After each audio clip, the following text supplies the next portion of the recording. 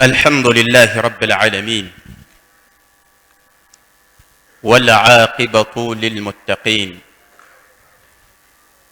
ولا عدوان إلا على الظالمين.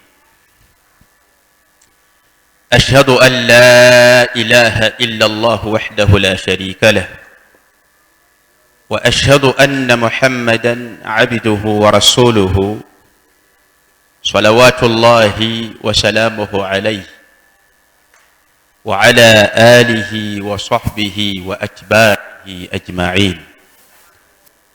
أما بعد، فإن أصدق الحديث كلام الله، وأحسن الهدي هدي محمد صلى الله عليه وسلم، وشر الأمور محدثاتها، وكل محدثة بدعة، وكل بدعة ضلالة، وكل ضلالة في النار. السلام عليكم ورحمة الله وبركاته. amatenda amajjuvu agataliimu bukendeevu bwonna, nannyini kutendebwa nago yekka, owekitiibwa Allahu rabbu alalamin. tumwebaza wakitiibwa Allahu azza wa jalla an ahyana ba'da an amatana wa ilayhi nushur, okubeera nga atuddiza obulamu oluvannyuma lw'okubanga abadde abutuyeeko,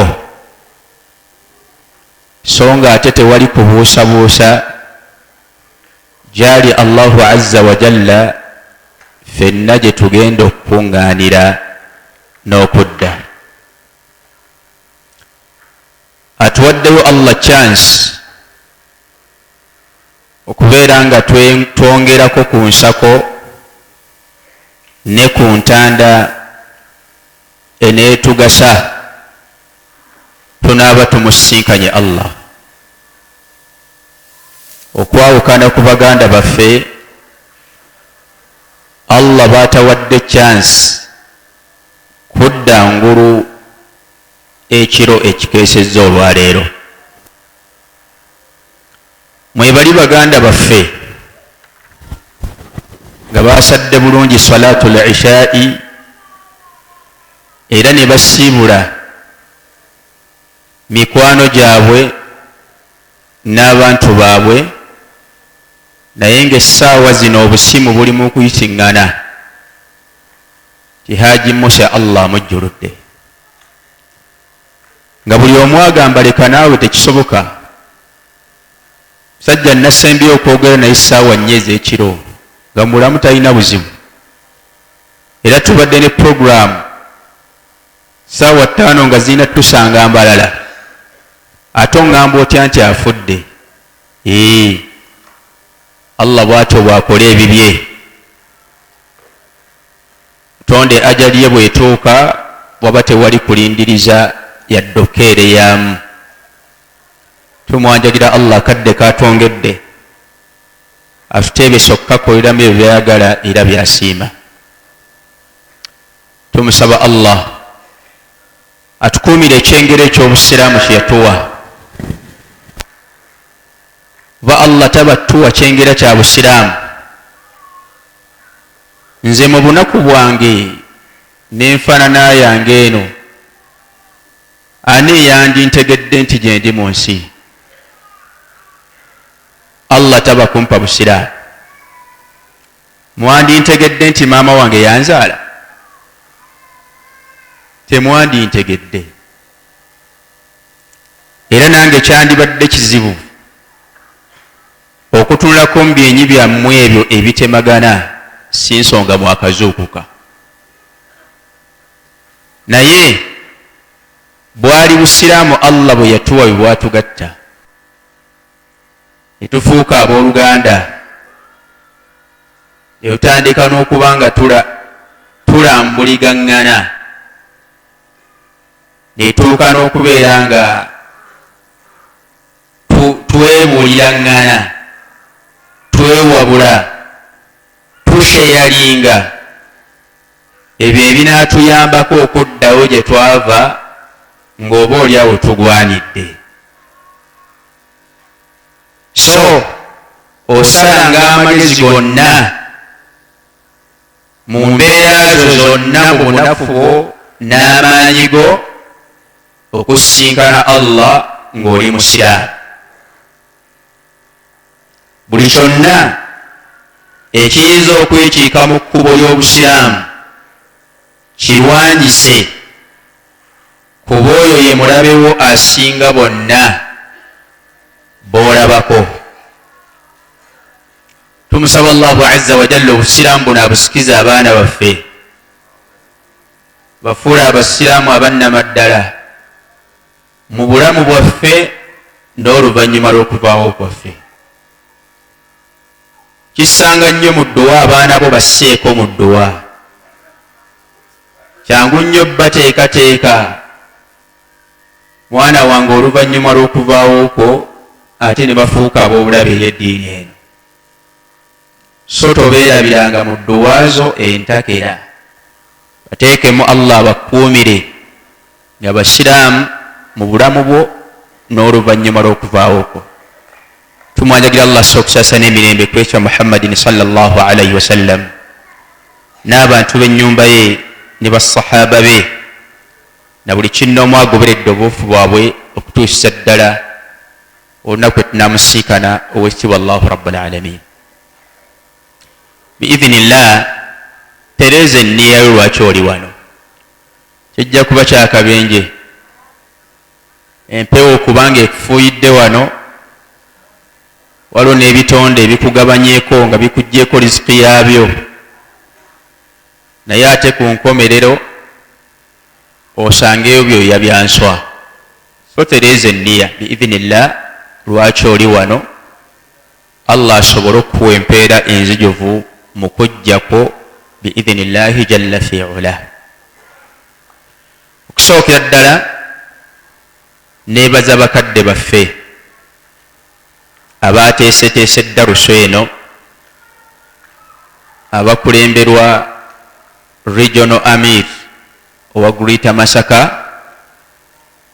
Sheikh Abdullahi Mutazindu hafidhahullah.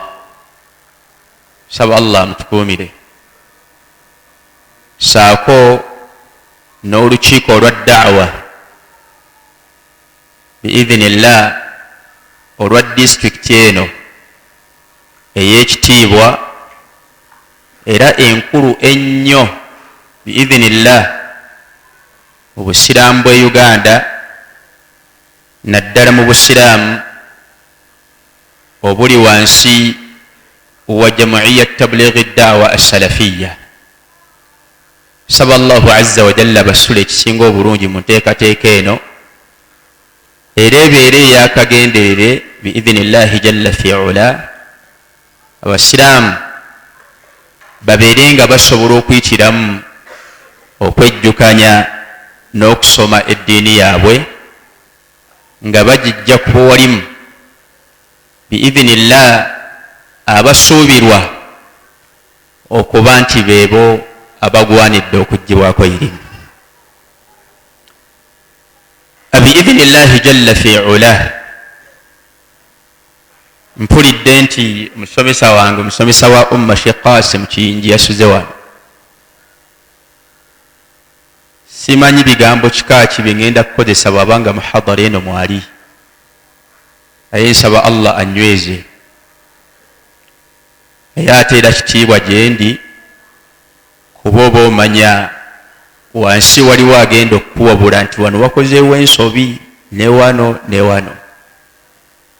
Ebyo tubyebaliza Allah kubeera nga tuvubukidde mu da'wa naye nga tukyalaba ku basheekhe baffe ngaabo biidhinillah nga tukyali nabo. Saba Allah agire nga abatukuumira era ayongere okugasa nabo obusiraamu n'abasiraamu. Naweereddwa omusomo oguli wansi wa topiki egamba sunna ezikwata kusenya saako n'ebikolwa ebyobubumbwa, sunanu alfitra, nga bampadde okubeera nga tubinokola obanga twejjukanya ku hadithi ezisangibwa mu kitabu bakiyita attamaamu fi ahadithi al ahkam, attamaamu fi ahadithi al ahkam. Era mwe tugenda onokola hadithi ezo insha Allah okuva ku hadithi eya 3:6 biidhinillah okutuusa ddala ku hadithi ya 50. Tusaba Allah akkirize. Tuyinza obutasobola zimalayo zonna, naye kale ezisinga ku ezo eziri wakati awo obudde waffe bunaggwerayo, oba oli awo tunaaba tuzikonyeeko biidhinillah.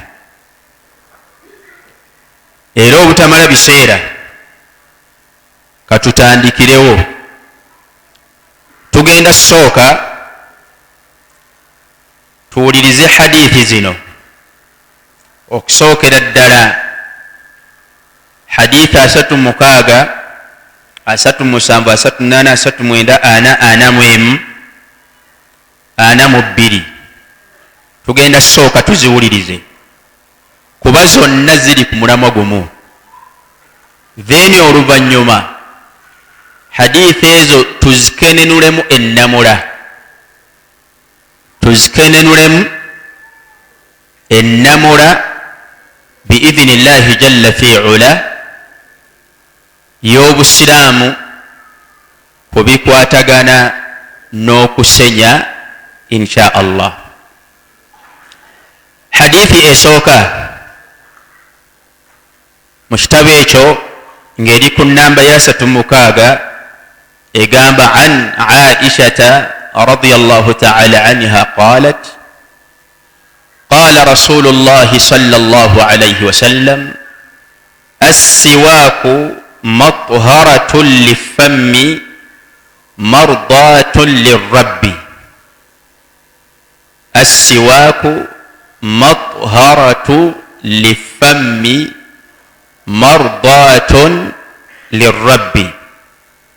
Akhrajahu an-Nasaa'iyu wa sahhahahu Ibn Khuzaymata. Hadithi egamba tugiyita mbuyisi,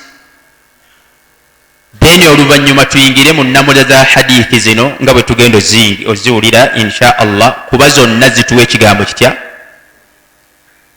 zituwa message emu. Hadithi egamba okuva ku nabbi waffe sallallahu alayhi wa alihi wa sallam, as-siwaaku, siwaaku kitegeeza akantu ako muganda wange kakutte ono wa rawuda, nsaba okampeeko akange nkeerabiddeyo, ogere kitwogerako nga tukitwaba physically biidhinillah. Keekano naam, as-siwaaku ekaliwa keekati kano, neffe tukivunula nti okusenya, nekitegeeza ki? Akati kano, omuti guno matharatun lifammi, guyonja, gukola ki? Guyonja, gutukuza akamwa. Daga tugende mpola mpola. As-siwaaku omuki? Muswaki guno wangi oyagala tukitwale bwetyo kale, omuswaki oba omuki, nekyange saga tukijjawo olumu olw'ekigambo Sheikh kyatuwadde.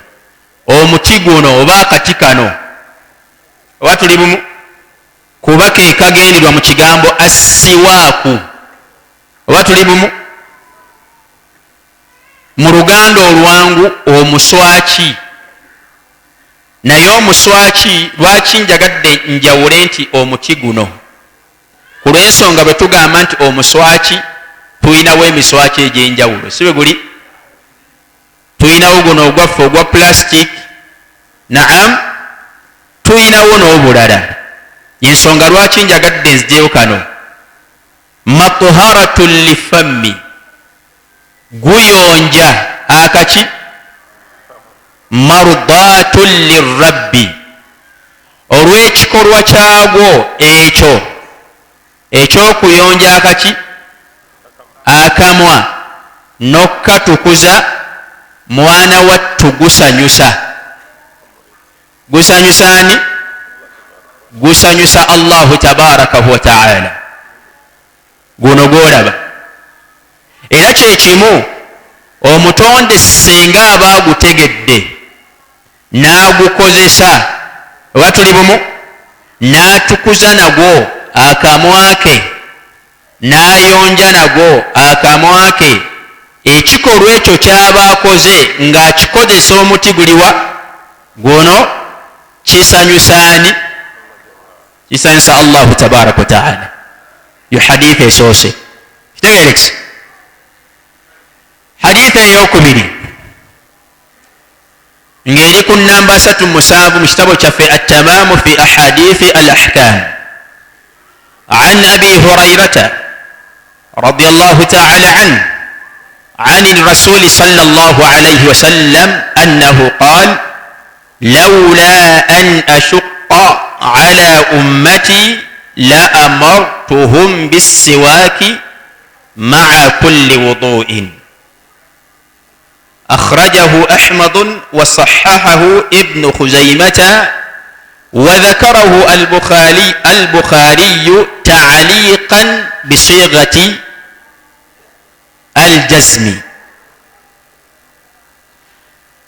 أقام عن أبي هريرة رضي الله عنه حديث بكواني وأبا هريرة رضي الله تعالى عنه عن الرسول صلى الله عليه وسلم nga Aba Hurayra yuhaddithuna an nabiyina sallallahu alayhi wasallam atusomesa nga ajja ku nabbi waffe sallallahu alayhi wasallam annahu qaal kyombaka wa Allah yakola ki yagamba lawla an ashqa ala ummati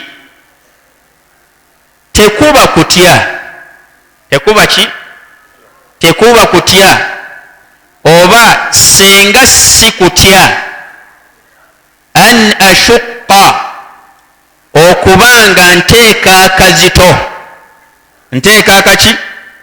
akazito nzitoowereza nkaluubiriza ala ummati eri abantu ba umma yange amakulu abaki abasiraamu awo nga tukyapoozinzeemu kitegeeza ebigambo by'eddiini eno ey'obusiraamu amateeka g'eddiini eno ey'obusiraamu mabniyun ala lyusri gazimbibwa ku buki ku bwangu era amateeka g'eddiini tegayina kitendo kya kkaluubiriza tegayina kitendo kyaki tewali tteeka Allah lyeyatussaako nabaka Muhammadin sallallahu alayhi wasallam okujjako Allah yamala kakasa nti teririimu kkaluubiriza kwonna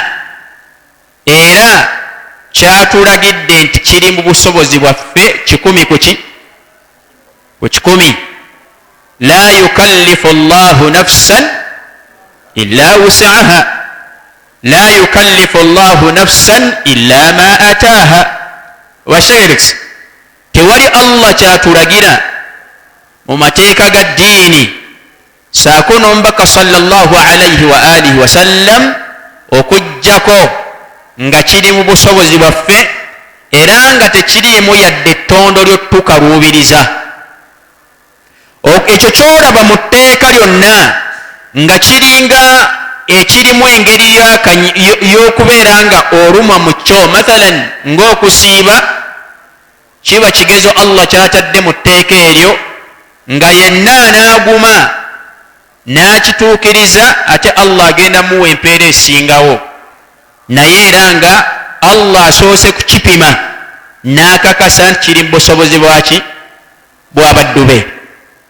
lawla an ashukka, tekuba kutya, tekuba butaagala kukaluubiriza na kusaka zito eri abantu ba umma yange, la amartuhum bisiwaaki, la amartuhum nandibalagidde, oba tuli bumu, amakulu olulagiro olw'obwetteeka, la amartuhum nandikoze eki, nandibalagidde olulagiro olwaki olw'etteeka, bisiwaaki, okukozesa omuti guno, oba tuli bumu, amakulu okusenya, maa kulli wuduin, buli babeera bagenda okufuna obuuzu. bakategerekisi, tekuba kutya kukaluubiriza bantu ba umma eno. Nabbi sallallahu alaihi wasallam yanditulagidde olulagiro olwaki olw'obwewaze obutaliimu kusalawo, oba tuli bumu, ng'oyagala toyagala oyina otutuukiriza okussa mu nkola assiwaak, okukola ki, okusenya, maa kulli wuduin, buli kiseera kyaki kyakufuna buuzu. Tugambye nti hadithi eno osobola ogisanga mu ekitabo ekirala, osobola ogisanga mu kitabo kya Imam Ahmad alayhi rahmatullah, saako Ibnu Khuzaimata rahimahullah rahmatan wasi'a nagisahaha, saate Imam al-Bukhari alayhi rahmatullah yagiita mu kitabo kye sahihu aljami' as-sahih, eyani eya Bukhari, naye bisigati yagiita ta'liqan bisigati aljazmi. Ate nga Bukhari buli hadith gyaba yaleeta mu kitabo kyekyo nagiwaako ta'liq, naye bisigati aljazmi aba yamala kukakasa nti ntuufu, oba tuli bumu, aba yamala kukakasa nti ntuufu. Ku lw'ensonga aba kubanga tiyakakasa nti ntuufu, yandigireese bisigati attamuridi, oba tuli bumu, naye mujarradi kaunihi kharrajahu fi sahihihi ta'liqan bisigati aljazmi, eyo dalilu ala anna al-Bukhari alayhi rahmatullah, oba bujulizi nti Bukhari alayhi rahmatullah hadith ena aba yamala okukakasa n'agyetoola nti ntuufu okuva ku Muhammadin sallallahu alayhi wa alihi wa sallam. Hadith eyokusatu eyasatu mu munaana mu kitabo kyaffe at-tamam fi hadith al-ahkam, era nayo efaanaganira ddala n'eno, era eva ku Bukhari, ino eva ku Abu Hurayra radiyallahu ta'ala anhu, naye ng'ekyukamu katono, egamba etya, lawla an ashukka ala ummati la amartuhum bisiwaaki inda kulli as-sala. Tekuba kutya kukaluubiriza na kusaka zito eri abantu ba umma eno, nabbi yanditulagidde olulagiro olwaki olw'obwewaze, bisiwaaki, okusookanga okukozesa omuti gwaffe guno, omuswaki gwaffe, inda kulli sala, buli kiseera nga tugenda okukola ki, nga tugenda oyingira mu sala. Akhrajahu al-Bukhari wa Muslim.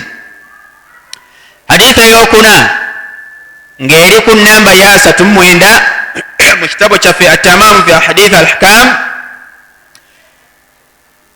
egamba an Hudhaifata bni al-Yamani radiyallahu anhu qala kana rasulullahi sallallahu alayhi wa sallam idha qama min al-layli yashusu fahu bis-siwaki, muttafaqun alayhi. Hudhaifata bni al-Yamani radiyallahu anhu atusomesanga agamba أن النبي صلى الله عليه وسلم قال النبي يقام كان الرسول صلى الله عليه وسلم olw'obukulu bw'omuswaki guno n'okubeera ng'akamwa kano ebbanga lyonna kanyuma nnyo nga kakola ki nga kayonjo.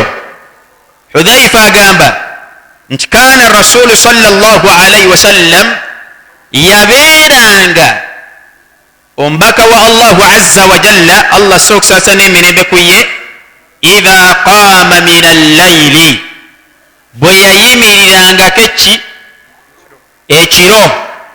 oba tuli bumu imma mu salati ng'agenda kuyimirako fi salati fi qiyami allayl oba tuli bumu yashuusu faahu bisiwaaki yakozesanga omuswaki guno yakola ki yagukyusakyusanga yaguyisanga muki yagiranga bwati nagira ne bwati nagira ne bwati oba tuli bumu. So nga bwe tunakiraba mu maaso so olugero olw'okuwandula so olugero olwaki olw'okuwandula inama yagiranga bwati bwati bwati oba tuli bumu. Then oluvannyuma nayingira muki fi qiyami allayl oba oluvannyuma nakola ebiddako sallallahu alayhi wa alihi wasallam. Hadithi naye muttafaqun alayhi. Hadithi eyokutaano ngeri ku namba yana mu kitabo kyaffe at-tamam eva ku Hudhaifa nayo agamba kunna nu'maru bisiwaaki idha qumna min al-layl akhrajahu an-Nasa'i rahimahullah. Kunna nu'mar twalagirwanga idha qum bisiwaaki okukozesa omuswaki. Muswaki gukozesebwa ki kusenya maki kusenya ku mannyo gaffe. Idha qumna min al-layl wonna we twayimukiranga ekiro. Ashegerekisi. Hadithi ey'omukaaga kunna nu'maru bisiwaaki twalagirwanga bisiwaaki okusenya idha qumna min al-layli betwayimiriranga okuva mu kiro. Telex. Hadithi ey'omukaaga nga ya namba 41 fi kitaabi at-tamam fi ahadith ahkam an Aisha radhiyallahu ta'ala anha anna an-nabiy sallallahu alayhi wa alihi wa sallam kana idha dakhala baytahu yabda'u bis-siwak akhrajahu Muslim. عن عائشة رضي الله تعالى عنها أن النبي صلى الله عليه وسلم كان إذا دخل بيته يبدأ بالسواك. كان إذا دخل بيته يبدأ بالسواك. ماما عائشة رضي الله تعالى عنها أتنمزا ebimu ku bikolwa byeyalabanga bbaawe Muhammadin sallallahu alayhi wasallam akola bwe yabanga akomyewo awaka ng'ayina gy'abaddeko. Oba tuli bumu? Agamba anna nabiya sallallahu alayhi wasallam nti mazima ddala omubaka wa allahu azza wa jalla kaana idha dakhala baytahu bwe yabanga akomyewo okuvanga gye yabanga alaze. Idha dakhala baytahu bwe yabanga ayingira waki ennyumba ye akomyewo awaka ayingidde awaka yabda'u bisiwaaki yasookanga kukozesa muti guno n'aguyisa mu kamwa ke. Makulu n'akola ki nasenya sallallahu alayhi wasallam. Hadithi eri mu kitabu kya Muslim. Hadithi gye tugenda osooka osembyayo nayo hadithi ya Aba Hurayra radiyallahu ta'ala anhu wardah qala عن النبي صلى الله عليه وسلم قال لخلوف فم الصائم أطيب عند الله من ريح المسك. لخلوف tokolanga ensobi n'ogamba nti la khalufu la khu bidammi kha la khulufu la khulufu si khurufu la khulu khafu wallam zombi enyukuta ezo nga zirina damma. la khulufu fami saimi atyabu inda allahi من ريح المسك أخرجه مسلم.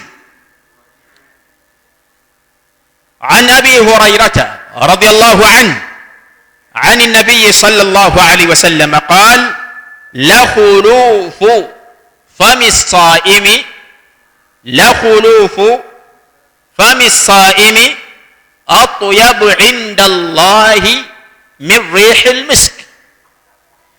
أبا هريرة atusomesa atuusaako ebigambo okuva ku nabbi sallallahu alayhi wa alihi wasallam annahu sallallahu alayhi wasallam qaala tombaka wallahu azza wa jalla allah sokusaasa n'emirembe ku ye yagamba la khulufu fami saimi empewo enki empewo oba akasu tetujja kayita kawoowo kuba akawoowo kaba kaki kawoowo kaba kalungi naye akasu akasindikirwa okuva mu byenda oba tuli mumu oluvannyuma lw'okubanga ebyenda bipoozinzemu akaseera akawanvu okubaako nekyebikola ki nekyebikola oba tuli bumu akaswako akabifulumamu ne kayita mu kamwa ak'omusiibi oba tuli bumu atyabu inda allahi kasuffu nnyo kalungi nnyo atyabu atu hamza ta'u ya'u wabba atyabu inda allahi kasuffu kalungi kasoosotowazibwa kakulembezebwa kaagalwa nnyo inda allahi mu maaso gaani ga allahu azza wa jal min rihi almiski okusinga empewo oba akaki akawoowo oba tuli bumu akava gambe tutya min rihi almiski okusinga empewo oba akawoowo ka miski oba tuli bumu amakulu okusinga obuufu bwogenda ofuna okuwulira okuva muki mu kawoowo ka miski kitegerekisi. hadithi eyo naye eri mu kitabo kya Muslim alayhi rahmatullah. so hadithi zaffe musanvu zetusoose okuyisaamu insha allah ku musomo gwaffe sunna ezikwata ku kusenya. tutambulidde wamu? Naam. katugenda kweyambisaako okukenenula amateeka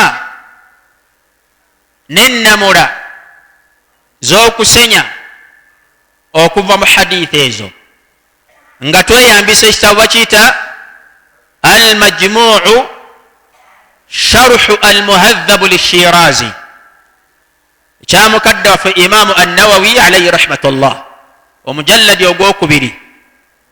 mu kitabo ekyo almajmuu sharhu almuhadhab lishirazi ekya imamu annawawi mulimu omulyango baguyita baabu assiwaaku, baabu assiwaaku biidhinillah omujalladi ogwokubiri. agamba alayhi rahmatullah almas'alatu arrabi'a fi lahkami ay fi ahkami assiwaaki. almas'alatu arrabi'a, point number 4, point number 4, fi lahkami, mu mateeka amakuru agakwatagana neki n'okusenya. oba tugendera wamu? Naam. fassiwaaku sunna, fassiwaaku sunna, okusenya okukozesa omuswaki ogwo oba na kyonna ekisobola tutuusa ku kikolwa ekyokusenya kye tuba tukozesezza sunna. kiri ki? laisa biwajibin, si kya bwewaze. kiri ki? kiri sunna, kiri manduubu, kyagalwa. oba tuli bumu?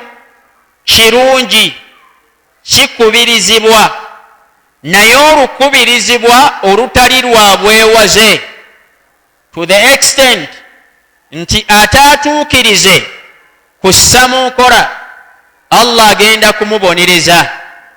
oba kitegereka? naye ng'aba akikoze afuna empeera.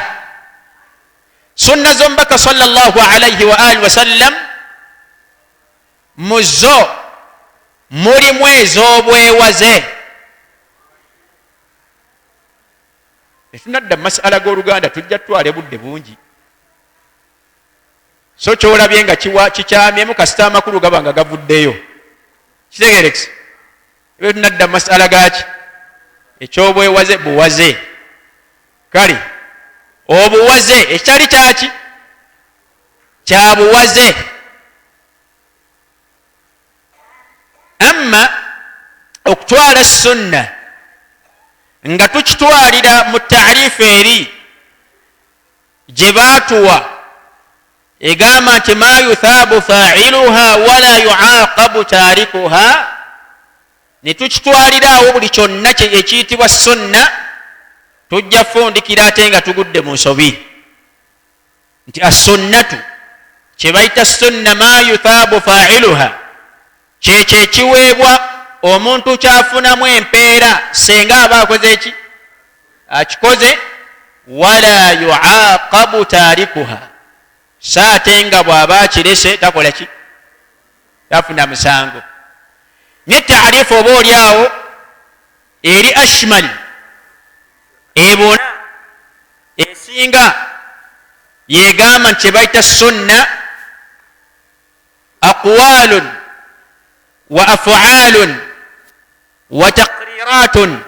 aqwalun bigambo bya nabbi sallallahu alayhi wasallam, wa af'aluhu nabiki n'ebikolwa bye, wa taqriratuhu n'ebyo ebyakolebwa nga taliiwo amawulire ne gamutuukako nti baabikoze oba baabyogedde n'atakomentinga ku byo nkomentinga mbi. oba tuli bumu? mu bufunze mu bikolwa bya nabbi sallallahu alayhi wasallam mulimu ebyobuwaze n'ebitali byaki byabuwaze. mu bitali byabuwaze mulimu okusenya. kategerekisa? hatha madhhabuna, eyo yendaba yaffe. bigambo bya imamu an-Nawawi alayhi rahmatullah. imamu an-Nawawi oyo sheikhun kabir, sheikh munene nnyo mu madhhabu ga imamu ash-Shafi'i alayhi rahmatullah. so buli bw'osanga ng'ekigambo kye ng'agamba nti hatha madhhabuna aba ategeeza nti eyo yendaba yaffe nga abagoberera ensomesa n'endaba ekwatagana ku madhhabu ga imamu ashafiiyu alayhi rahmatullah. kategerekisa eggwanga lyaffe uganda mostly okusinga liri ku madhhabu ga imamu ashafii alayhi rahmatullah. newankubadde waliwo abagezigezi, tonfuna obubi, sigambye nti abagezi wabula abaki abagezigezi, ekyo si kitendo kirungi. era tebagambanga nti gundi mugezigezi notandika okwewaana mu bantu nti bamumanyi, kitendo kibi.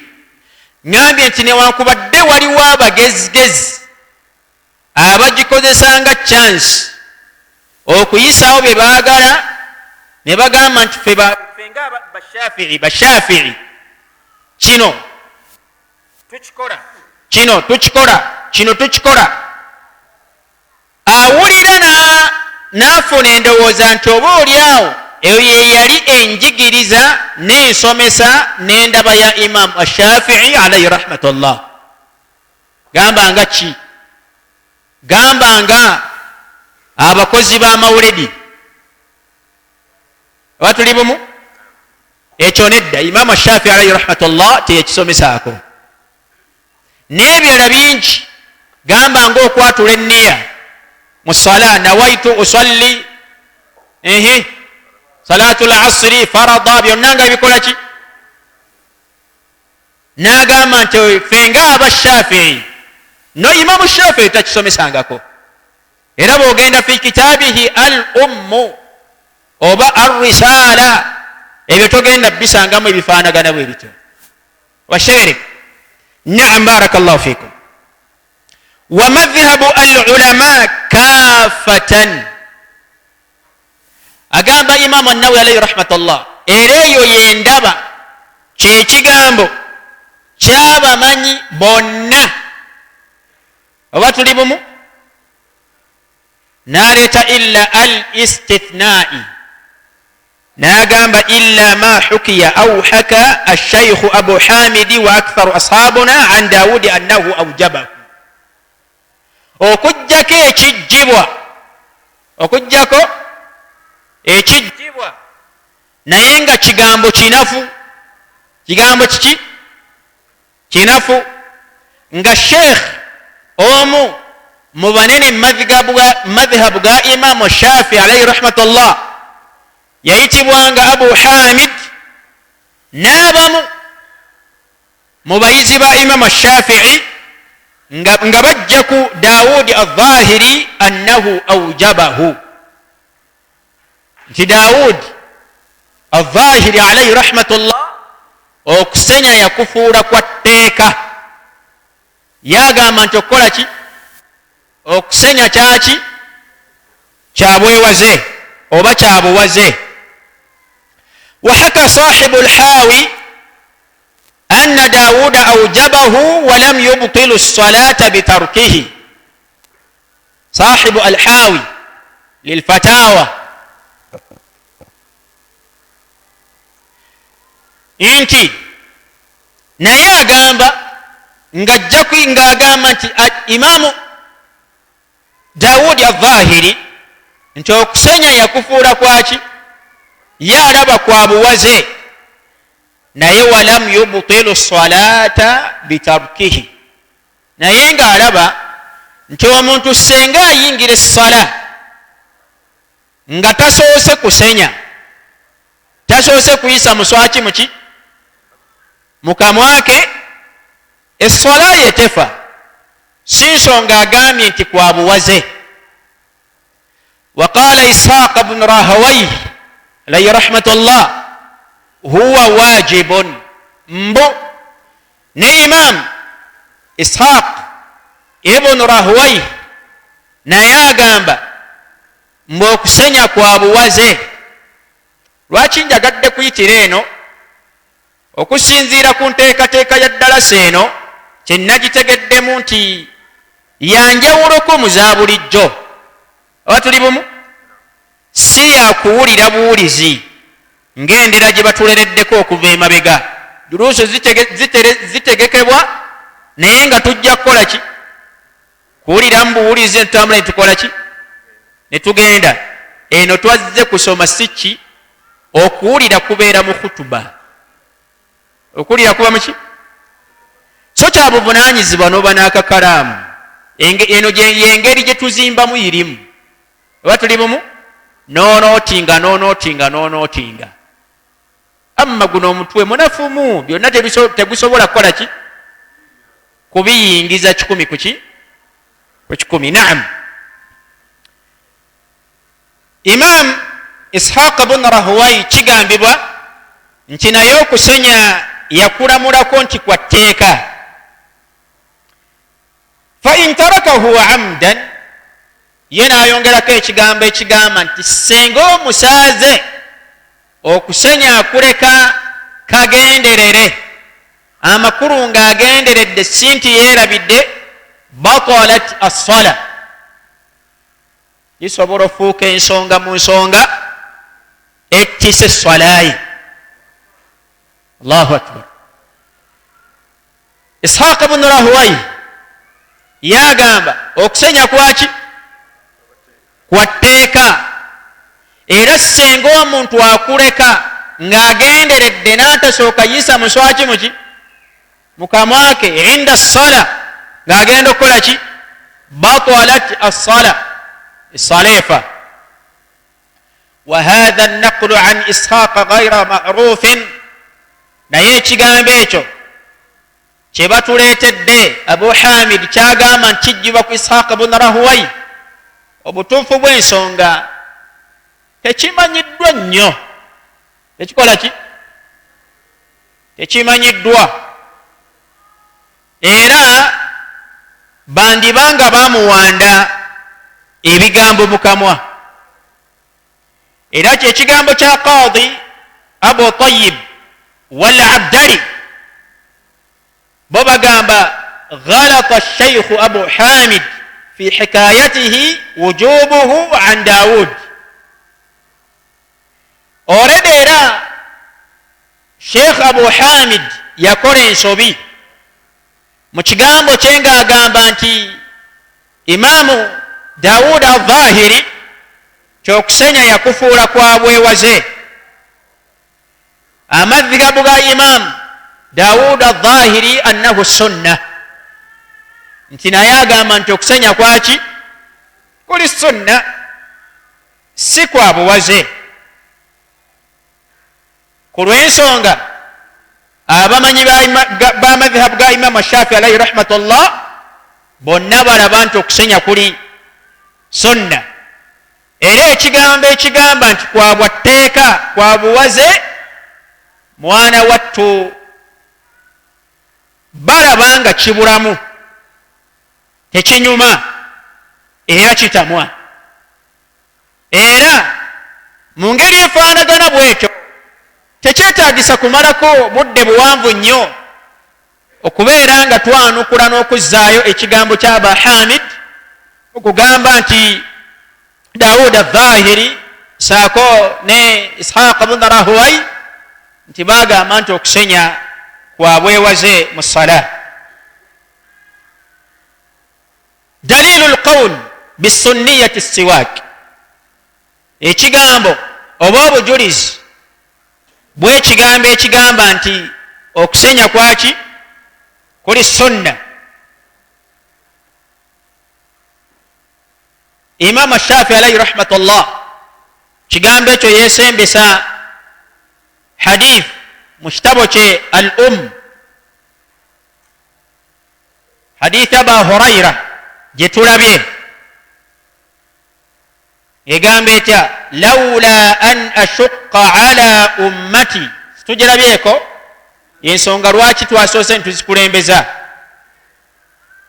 lawla an ashukka ala ummati la amartuhum bisiwaaki inda kulli sala. Tekuba kutya kawubiriza bantu ba umma yange nandibalagidde olulagiro olw'obwewaze okusenya buli kiseera kya ssala. Imam an-Nawawi alayhi rahmatullah Imam ash-Shafi'i alayhi rahmatullah agamba law kana wajiban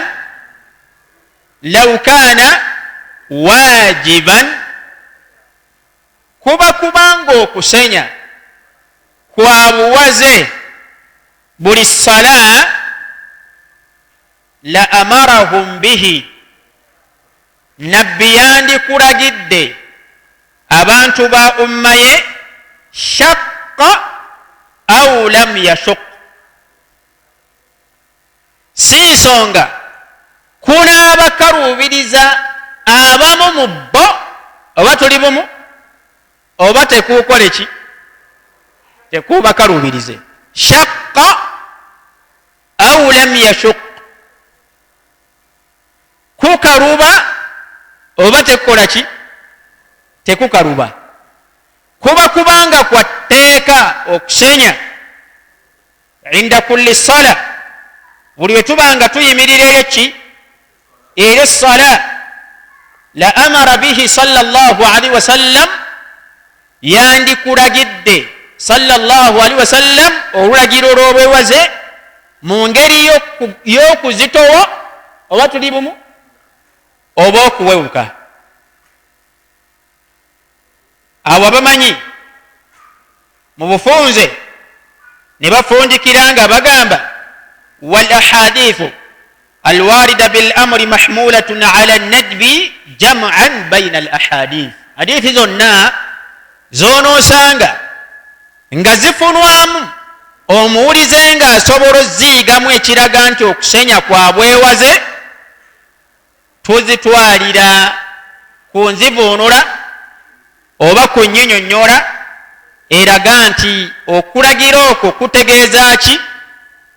Kutegeeza sunniya, tekutegeeza bwewaze. Oba tuli bumu?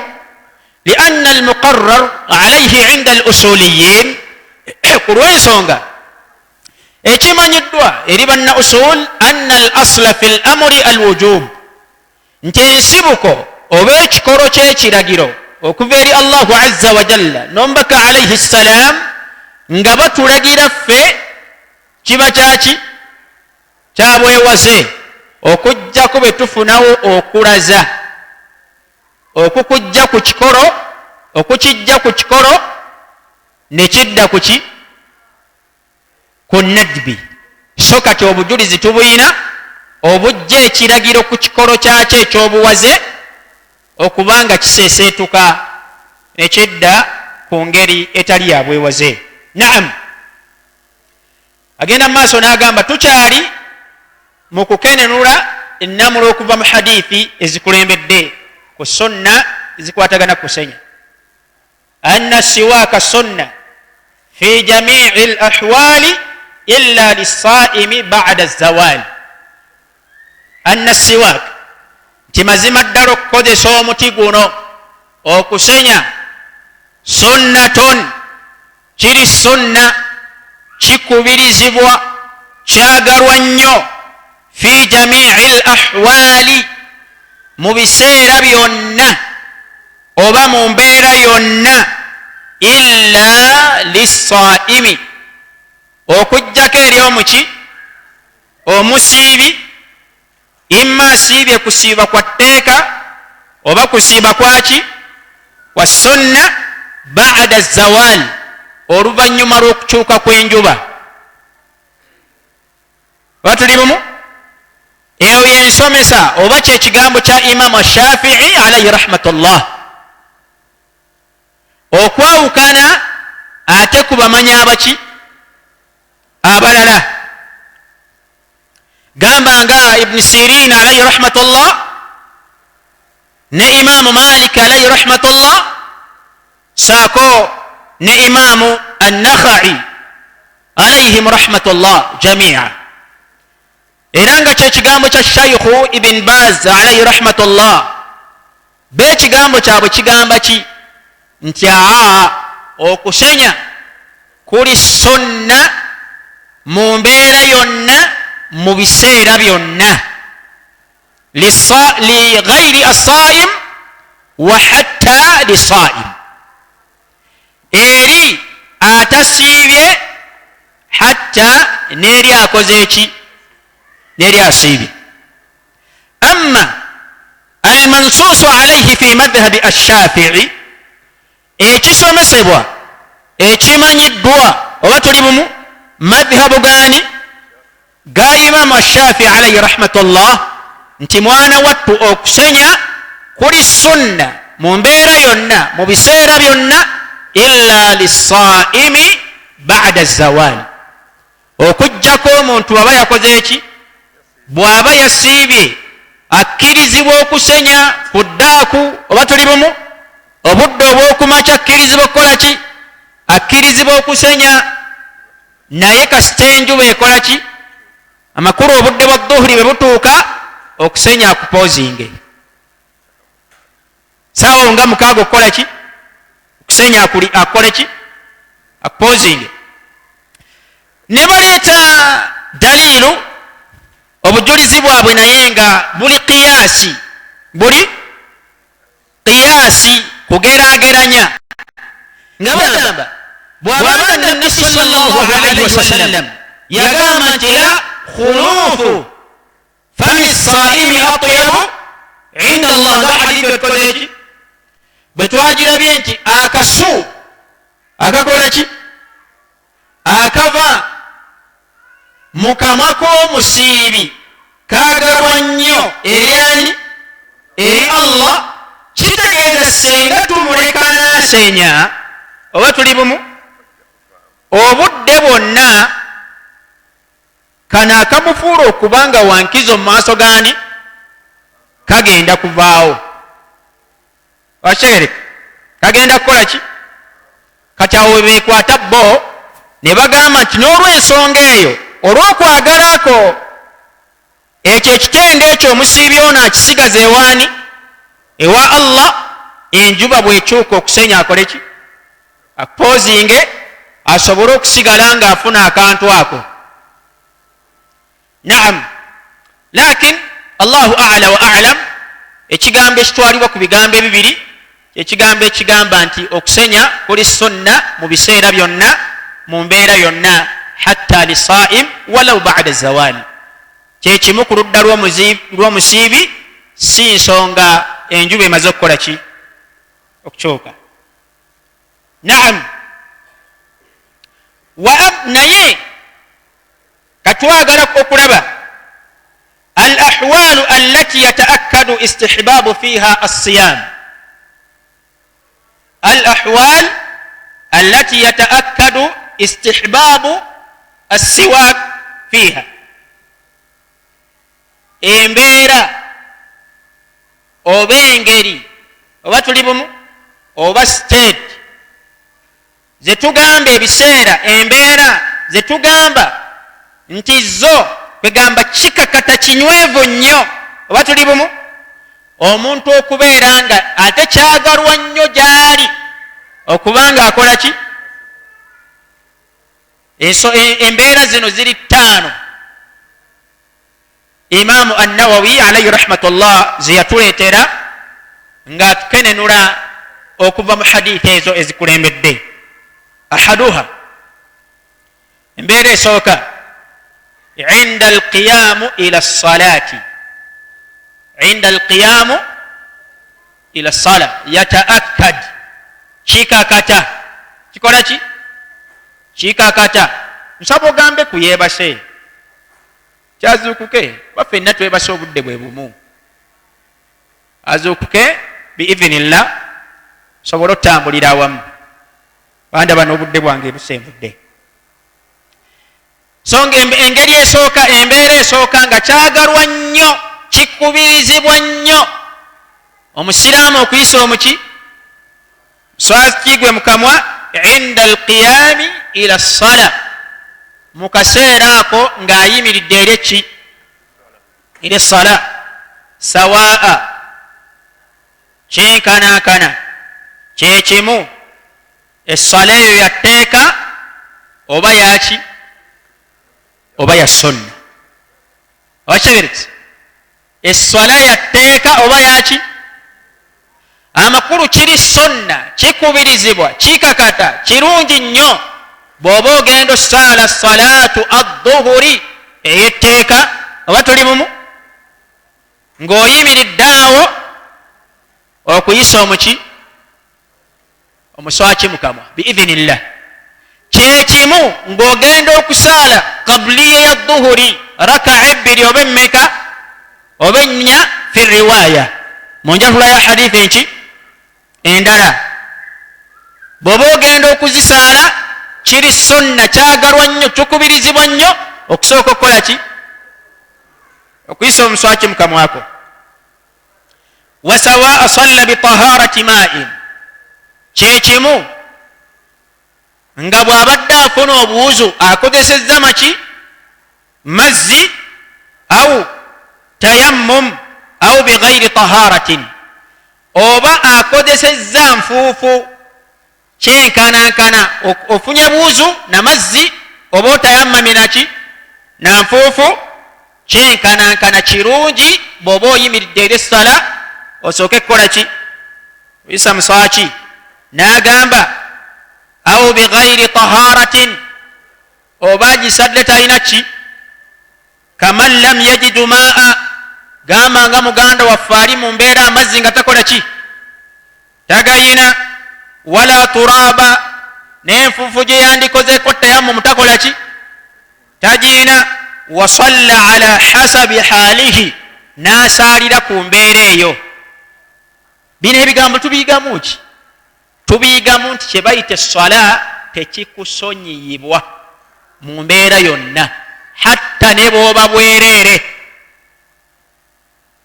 oba tuli bumu essala bw'etuuka eba etuuse nga n'engoye toziina toyina busobozi buzituukako n'obuuzu toyina ngeri ki gy'ogenda kukola ki kubufunamu oba tuli bumu n'ettaka lyennyini tolina lyogenda okukoonako fattaku llaha mastata'tum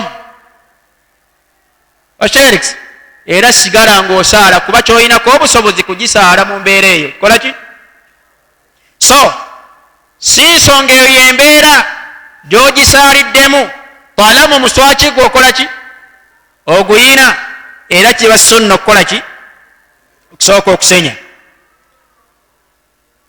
naam engeri ey'okubiri nekibanga kirungi nnyo okusenya inda isfirari al asnan wa daliluhu hadithu assiwaaku matharatun lifammi mardatun lirabbi yensonga lwaki twazikulembezza inda isfirari al asnan nendoza kino akyogedde bwogezi imaamu annawi alaihi rahmatullah seguli wamma kisoboka omusiraamu okuleka amannyo ge ne gatuuka ne ku extent okubanga gayina ekibiina mu bibiina by'obufuzi oba tuli bumu gye gagwa kuba kyaleese kyezimu ku mbeera nga kirungi nnyo okubirizibwa nnyo okusenya inda sfirari al asnan amannyo be gafuuka agayero kisoboka ekyo siraamu n'aleka amannyo ne gagegera oba tuli bumu ne gafuna ne kkala era nga ye bw'ababeeramu bw'ati olugira bw'ati mumanya nti oyo agwa mu kibiina gundi sinziira ku ndabika y'amannyo ge aye si nkola nnungi yo si nkola nungi musiraamu totuuka ku mbeera eyo then ate ku ludda lw'omukyala kyansonyi nnyo kiba kirabika bubi niyo osanga abakyala mu kyalo wallahi omuswaki nga bagwerabira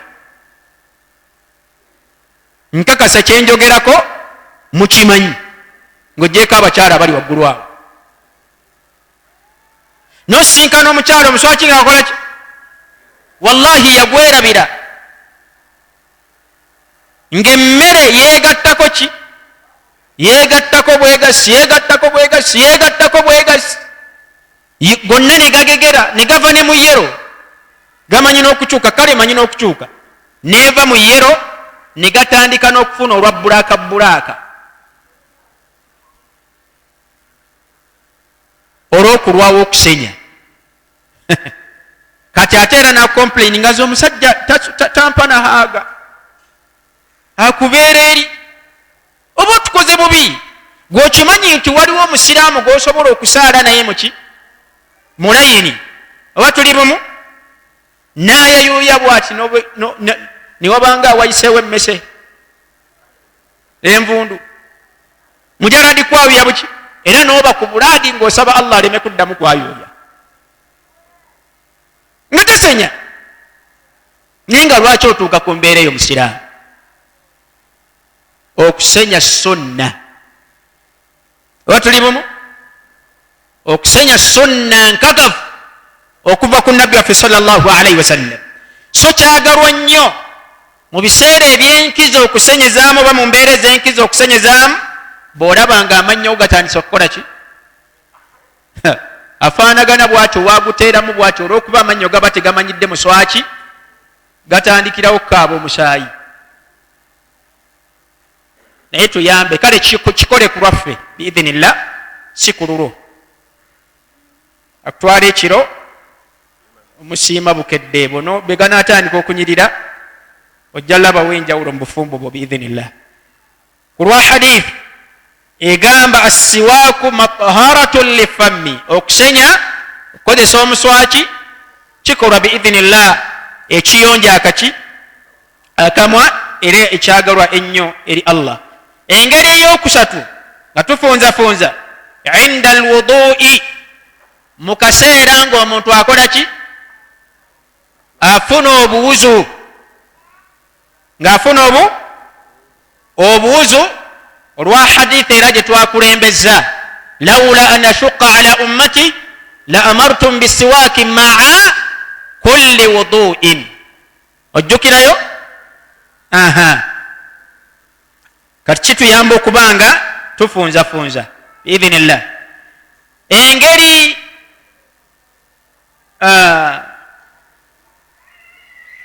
Engeri subhanallah yetubadde ku yakusatu. Naam, inda alqiyami inda alwudu, bwe tuba ntukola ki? Nga tufuna obuuzu, awo gattirako ddala ne mu kiseera ekyessala. Bwe tuba nga tufuna obuuzu kyagalwa nnyo okusenya.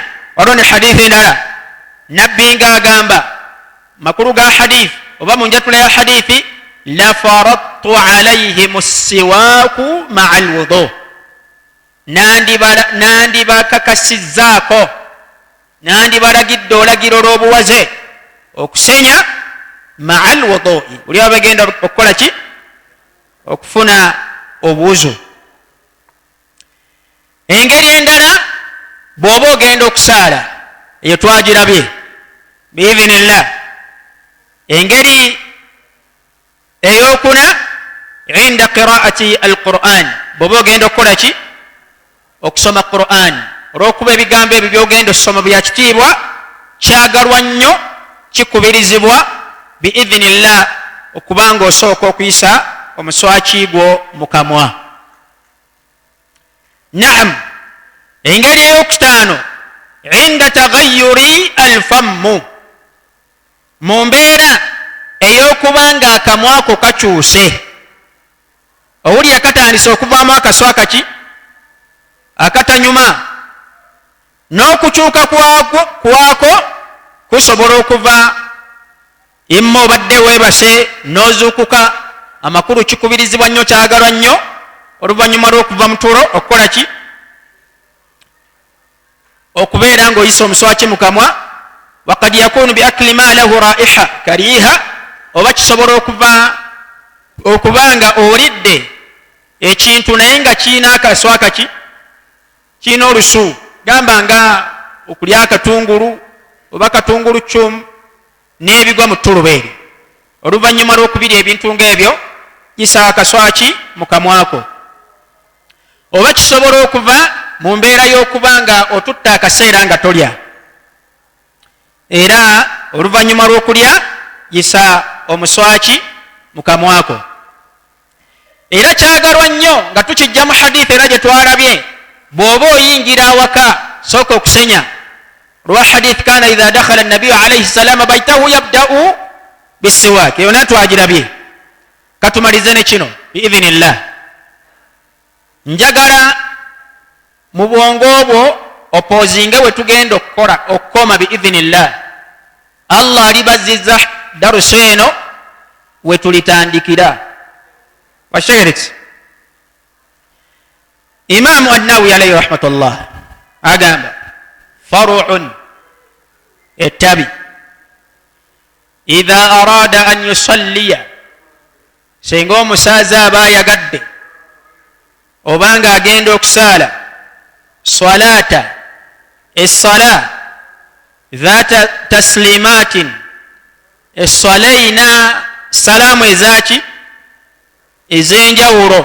Oba tuli bumu amakulu nga tusaala bbiri n'otoola salaamu bbiri n'okola ki katarawihi, gamba nga salatu tarawih wadduha ne salatu adduha wa arba'u rakaat ne raka'a ennya eza sunna amakulu eza dhuhuri au ila asr oba asiri wa tahajjud n'ekirongo oyimiriddeko ng'osaala bbiri n'otoola salaamu bbiri n'okola ki n'otoola salaamu wa nahwa dhalika ne swala ezigwa mu ttuluba eryo istahabba an yastaaka likulli raka'ataini, kyagalwa nnyo kikubirizibwa kirungi nnyo okubeera ng'oyisa omuswaki gwo buli raka'a ebbiri eziddako. Amakulu tuli mu salatu atarawih, imaamu waffe asadde mmeka n'atoola salaamu, tuyimuka muki atodde salaamu, tuyimuka mu bbiri ezikola ki eziddako atodde salaamu, tuyimuka oba shaireka wa hakadha. Era wano tujjawo ekyokuyiga eno faida nayo kangiyiseewo. Waliwo ensobi ekolebwa ba imaamu abatera otusaaza swala etarawih.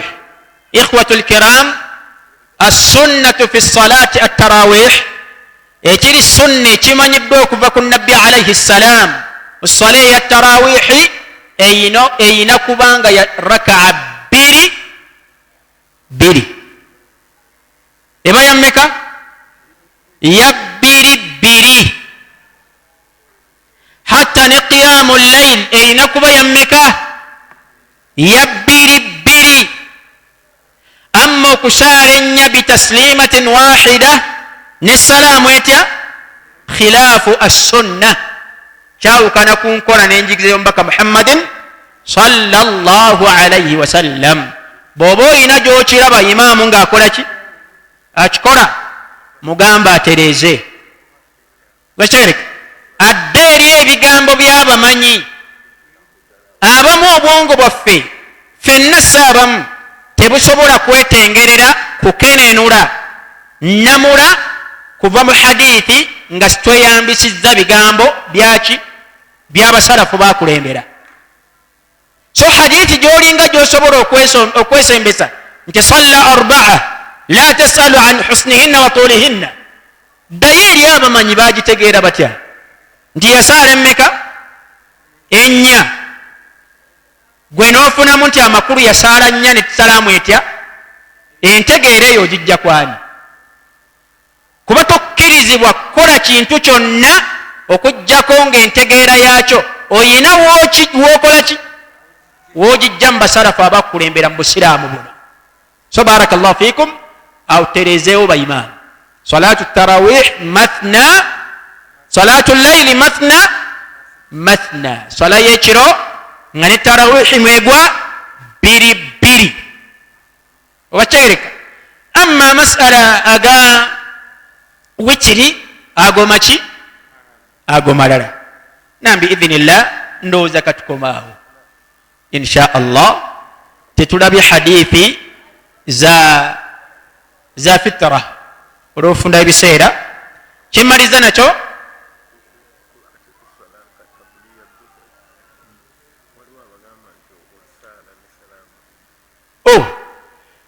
bagamba nti qabliya ya dhuhuri, nti waliwo abagamba nti osaala ne salaamu etya, amakulu nti osaala nnya, kuba hadithi ziri bbiri. waliwo hadithi eziraga nti assunanu arrawatib ziri meka, rakaa 10. oba tuli bumu? saate lafudhi endala neraga nti ziri meka, 12. lafudhi eraga nti ziri 12, kitegeeza ku dhuhuri tusaala meka, tusaala nnya qablaha, bifo nga situnasaala ki, salatu dhuhuri. naye mbu waliwo abasomesa nga bagamba nti rakaa ezennya osobola ozisaala ne salaamu etya, nedda. hatha galat, ekyo si kiki, tusaala 2 salaamu, 2 salaamu, kitegerekisa, so si nnya na salaamu etya, na salaamu emu, kitegerekisa. wallahu alam.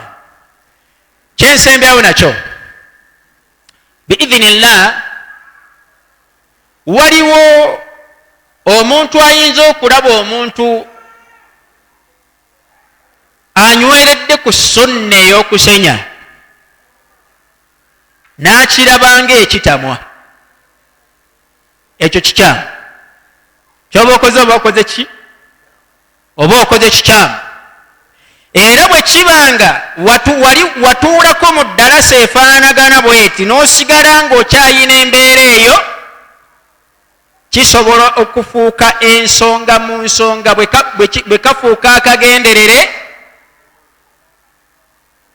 esobola okukuviirako obusiraamu busigazaamu erinnya. man istahzaa bishaiin mimma jaa bihi muhammadin sallallahu alaihi wasallam kafara min nawaqid alislami alashara. man istahzaa bishaiin, omuntu yenna ajereegerera, atamwa, oba tuli bumu, ajeeja kyonna nabbi kye yajja nakyo okuva eri ani, eri allahu azza wa jalla mu mateeka g'eddiini, kisobola omuviirako ensonga y'okukaafuwala. bakyerekisa. so gwe allah gw'atannaba kugondeza sunna eyo, ekisooka kkiriza nti allah gw'agigondeza akuyinako eddaala mu maaso gani, ga allahu azza wa jalla. osabe allah agimukuumire sunna eyo aginywerereko, then naawe ate akole ki, agikugondeze. washereka. amma ate naawe allah gw'agigondeza okulaba atakikola, okumulabanga stranger mu busiraamu, oba tuli bumu, era okumulabanga oba ŋŋambe ntya, omunyomoofu mu buki, mu busiraamu, oba okumulabanga kwegamba atatuukiridde, abeera atya nga tasenya abantu, tuli mu swala itakola ki, oba tuli bumu.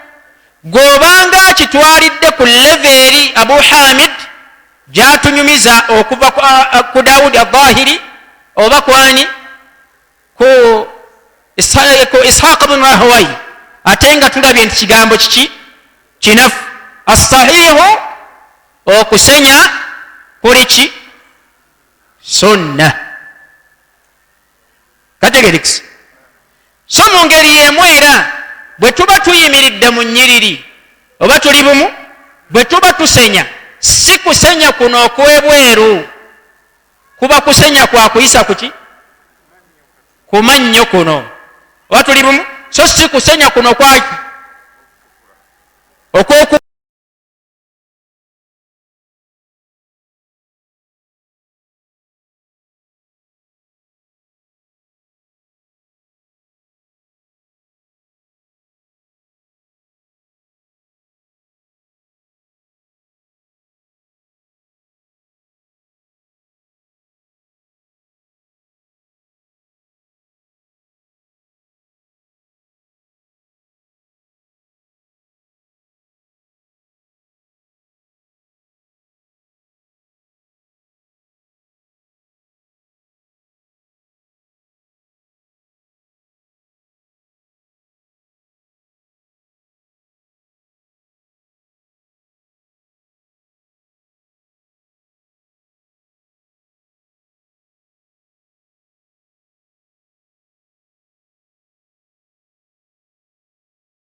astaghfiruka wa atubu ilaik. Sheikh, waliwo omuyizi obudde agoberera nga tonaviirawo ddala ekibuuzo kino kiveewo mu nsonga yennyini y'okusenya. Agamba nti singa aba asenyesezza eddagala toothpaste n'omuswaki guli ogwaffe omuzungu ogwo, agamba bw'akozesa ekyo nga si kusenyesa guno omuti ng'ogw'omuswaki gwo aba ali ku sunna yennyini oba akozese muti.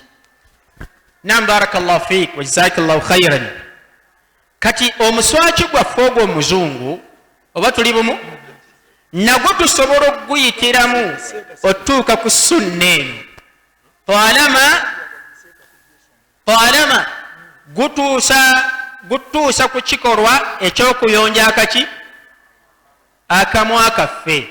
Naye lwakuba sunna eyo togenda ginyikiza 100 ku 100 bw'obanga gwe weesibyeko mu biseera ebimu, kuba tojja sobola kujja nagwo muki mu sala oba kyegereka.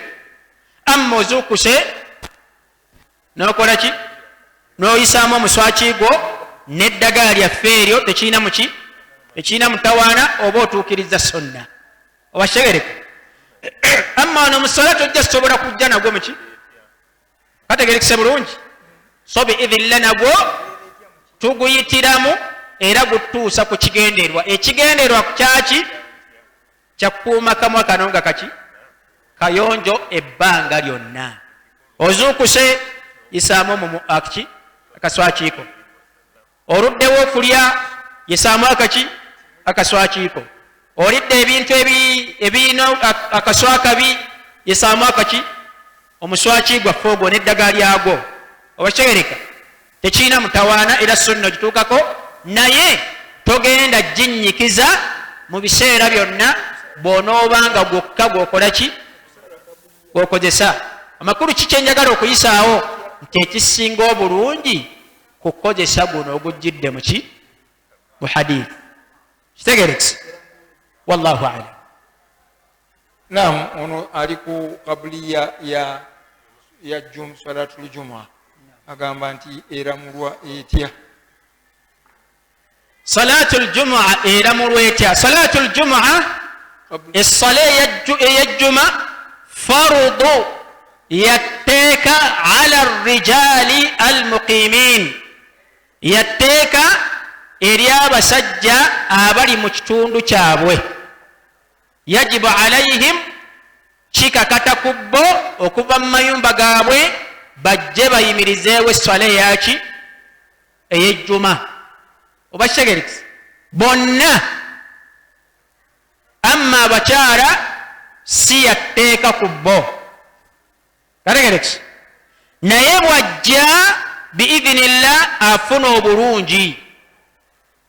Era kyova olaba kino abatambuddeko mu mawanga ag'obusiraamu ojja kwesanga nga kiri waffe Uganda. Emizikiti egye waffe Uganda gyonna gyosanga nti girika ekifo abakyala bakola ki ebasaalira. Amma mawanga g'obusiraamu ojja kwesanga si buli muzikiti nti oyingirawo ne mukyalawo nti omukyala ayingira buyingizi, okujjako ng'amaze okulaba nti batera okukassaako wali wabweru ilaani akalango kabaawo nti waliwo omuswalla gwaki gw'abakyala. Ku lwaki bo bakimanyi nti esswala y'omukyala esinga yo gyasaalidde muki mu maka ga bbaawe. Amma bw'aba azze ku muzikiti tagaanibwa era afuna obulungi. Kategerekese. So esswala ya jumaa tekakata ku mukyala. Amma omusajja atali mutambuze emukakatako, nekitegeeza nti omutambuze tekola ki temukakatako. Akaseera kabeera nga ali muki tubyawule. Akaseera kamala nga ali mu safaari tumanyi obigatta. Akaseera kamala nga ali muki ali mu safaari, ne bw'aba atuuse gy'alaga kategerekese gamba nga kati wano ffe tuli batambuze kuba situwangalira maki tetuwangalira Masaka wakyegereka. Akaseera ke tuba nga tuli mu safaari nga tujja e Masaka, essala ey'ejjuma tetukakatako mu kaseera ako, naye senga etuuka nga tutuuse tulina okugisaala kategerekese. Wallahu seeka nga tufunza mpozi nsaba abadde abuuza kabuliya yejjuma sonna ekyo sikiwulidde ate ekyabaddemu ekyabaddemu sikiwulidde qabliya jumaa mara baina kauniha salatu mustaqilla am qama maqam adh-dhuhr qamat maqam adh-dhuhr المهم بارك الله فيكم جزاكم الله خيرا لا شك تشريم كبوسا بوسا صلاة الظهر أين قبل نون صلاة الجمعة تقولش تسار قبلياتي يا الظهر وشغلت تسار بفو nga imam tannakolaki nga tannalinya kituuti tusalayo raka'a bbiri kategerekisi wallahu alam oba nnya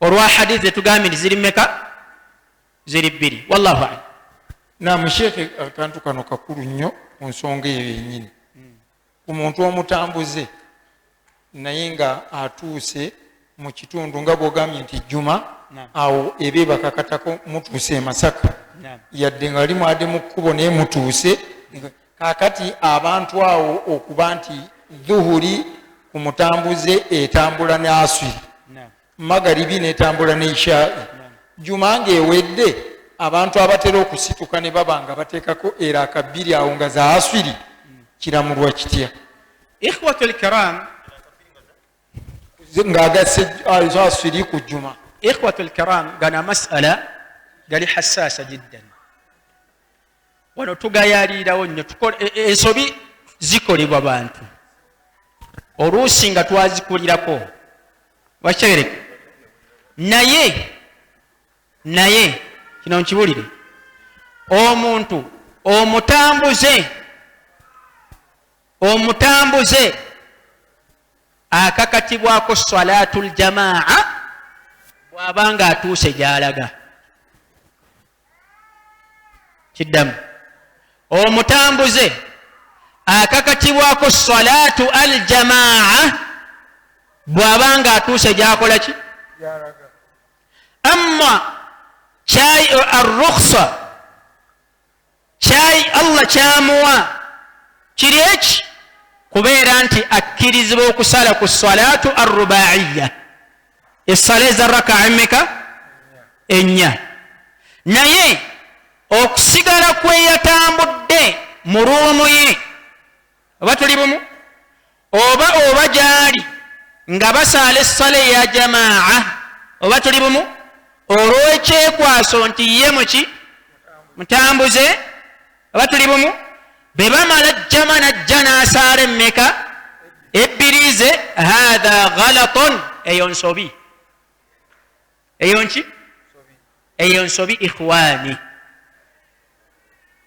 omutambuze akakatibwako salatul jamaa bw'aba atuuse gyakola ki naye bw'asaalira emabega wa imaamu ajjuza akakatibwako kukola ki amakulu asanze basaddeko raka'a bbiri ku salatu adh-dhuhr nayingira ne imaamu ajjuza mu raka'a bbiri ezikola ki ezisembayo akakatibwako oluvannyuma lwa salaamu ya imaamu okusituka akime raka'a bbiri enki endala ku lwaki buli bw'osaalira emabega wa imaamu ajjuza okakatibwako okumugobeera mu buli nsonga yonna kikumi ku kiki amma bw'abanga asadde ne mutambuze munne bayina awe babeera n'eddembe erisaala raka emmeka ebbiri ku sala ezaki so barakallahu fikum kaakati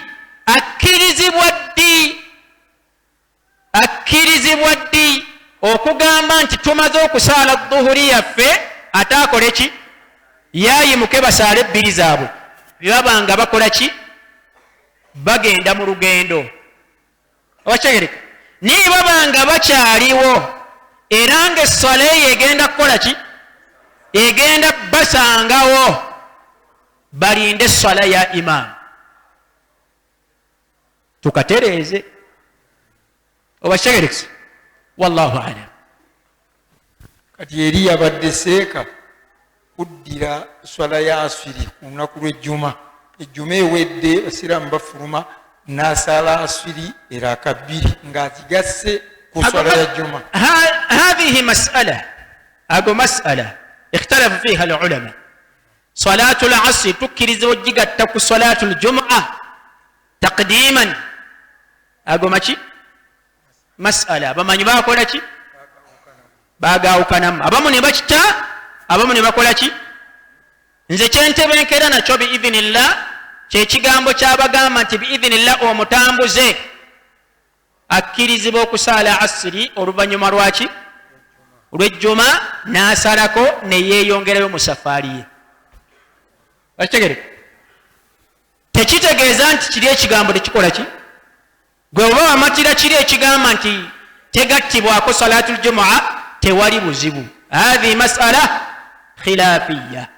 Masala galimu eki okugaziwa kwaki kwabamanyi wallahu a'lam. Katusembyeyo kino barakallahu fiikum. Ono agamba nti sheekh sunna gyenfunamu empeera ebeera etya nga otuwa bujulizi?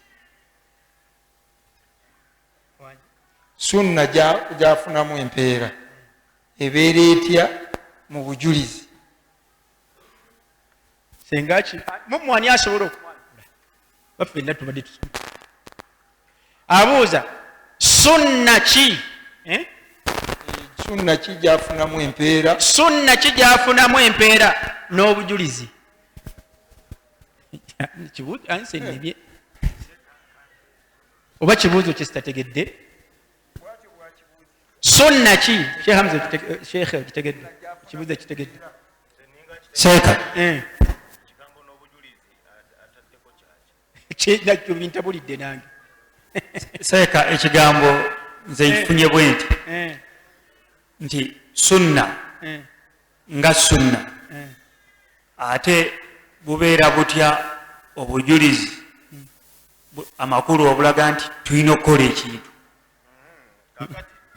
Ekibuuzo kye kyabadde ategeeza nti eriyo ndowooza ababagamba nti waliyo sunna omuntu gyasobola okukola n'atafunamu mpeera.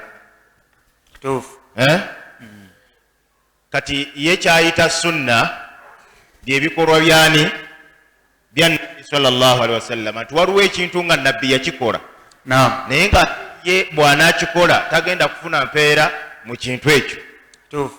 Kaakati abuuza nti sunna ki ye gy'ayinza okukola n'afunamu empeera? Sunna zasobola okufunamu empeera ng'azikoze azaawulire ku ki? Wabula kaakookeddeko kano nti ayagala bujulizi obulaga nti ezo ze sunna ze tuteekeddwa okuba nti tukola ne tufunamu empeera. Ndowooza kitegerekese bulungi kati.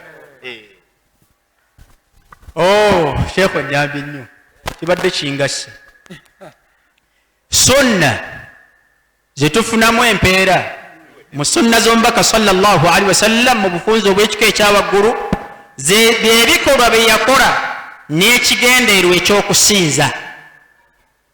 Batuli mumu kuba tulinamu sunnatu al-aadiyya oba tuli bumu oba al-aada. Waliwo ebikolwa Nabbi bye yakolanga nga yabikola naye ng'omuki ng'omuntu. Obashegereka ebyo tetukakatibwako mugobeera mu byo kuba teyabikola na kikolwa kyaki na kigendwa kyaki kyakusinza wabula aba yabikola naye ng'omuki. Obudde tebutumala kuleeta byakulabirako. Ekirungi oledde omubuuza takibuuzizza. Then niwabaawo as-sunnatu al-ibaada. Oba tuli bumu n'ebikolwa bye yakola n'ekigendeerwa ekyaki ekyokusinza. Oba kigere ebyo bye tukakatibwako okukola ki? Okumukoppako n'okumugobererako bwe biba nga tebijjuddeeko bujulizi bulaga nti ekyo kye yakola kyeyawulidde ye. Wakyereka kuba leo bye yakola nga byakusinza naye nga byali bikoze ki? Byeyawulidde ye. iftisal fi sawm gamba ng'okugattawo muki mu kusiiba oba kitegereka naye bwebanga tewali bujulizi bulaga nti kyeyawulidde ye mu kikolwa ky'aba akoze ekyokusinza ezo sunna zetumukoppako era bwe tuzikola tuzifunamu enki empeera kuba yazikola nakigendwa kyakusinza ate nga twalagirwa okumugoberera mu bikolwa ebyo n'okumukoppa ategerekese bulungi oba nebyeyakola ng'ali mu kunnyonnyola byali bigambo bye n'ebikolwa bye okunnyonnyola Allah kyeyakoonako obukoonyi mu Qur'an naye nga teyakola ki gamba nga Allah bwatugamba nti wa aqimu salata wa atu zaka muyimizeewo essala muwene ki oba amateeka agatulagira okukola hijja gajja nga gali mujmal nabbi alayhi ssalam n'aganyonnyola mu bikolwa oba kategerekisi wallahu a'la wa a'lam so sunna gyokakatibwako okukoppa ku nabbi era gyofunamu empeera kyekikolwa kyeyakola byebikolwa bye yakolanga n'ekigendeero ekyaki ekyokusinza wallahu a'lam ebyo tuzze tubisoma mu byo mwemuli sunna yaki gyetusomyeko barakallahu fikum bayizi mwebale kubeera nga mutaddeyo ebirowoozo musomesa waffe omulungi Sheikh barakallahu fikum wa asadallahu awqatakum bikulli khair baganda bange mpozi ababuuza bw'okozesa okuwandiika obugambo nga butoniye nnyo kino nkibeewaza nammwe abakola ebigezo oluusi zikomawo nga results si nnungi nga ba examiners bwe bamazigo ebiseera byabasuseeko obugambo bwewayanukudde tibabulaba ng'oli